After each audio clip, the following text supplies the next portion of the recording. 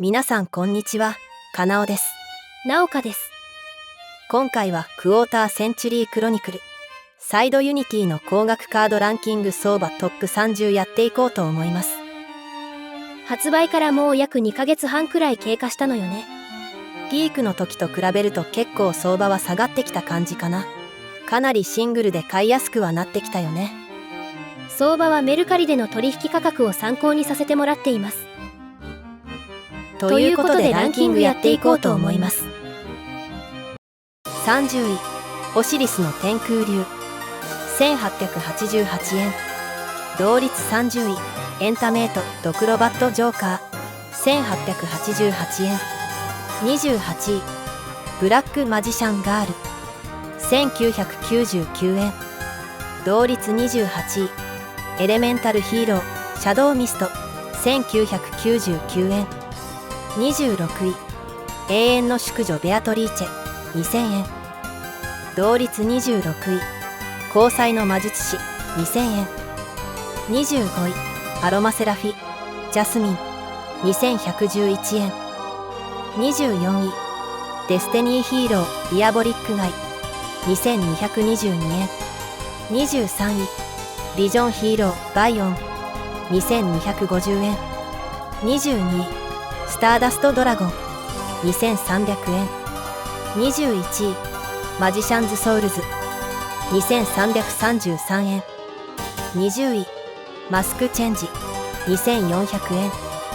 19位、リンクリボ2444円。18位、ヘビーメタルフォーゼエレクトラム2555円。17位、幻想の見習い魔導士2699円。16位、暗影の闇霊使いダルク2780円。15位、コズミックブレイザードラゴン2999円。12位、超融合3333円。同率12位、融合3333円。同率12位、ヒーローアライブ3333円。11位、調律4280円。10位、ネガロギア・アーゼウス5555円。9位、サロス・エレスクルヌギアス5777円。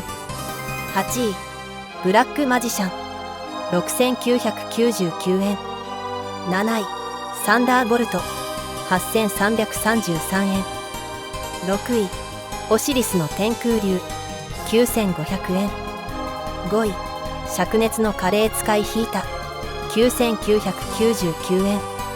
4位、IP マスカレーナ1万円。3位、ブラックマジシャンガール1万2000円。2位、総帥の風霊使いウィン1万4500円。1位、ブラックマジシャンガール8万8000円。今回のランキングは以上となります。最後までご視聴ありがとうございました。高評価、チャンネル登録よろしくお願いします。